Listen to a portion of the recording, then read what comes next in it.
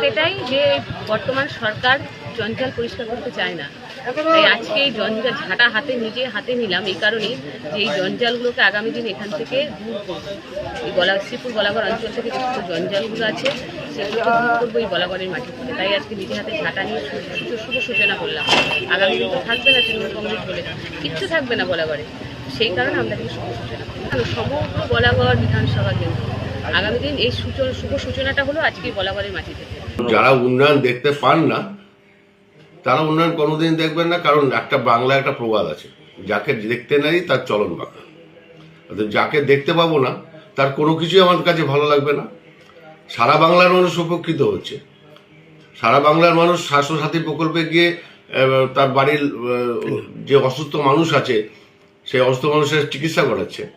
সারা বাংলার মানুষ সে ঘরে কন্যাশ্রী প্রকল্প ঢুকেছে, সবুজ সাথী সাইকেল পেয়েছে।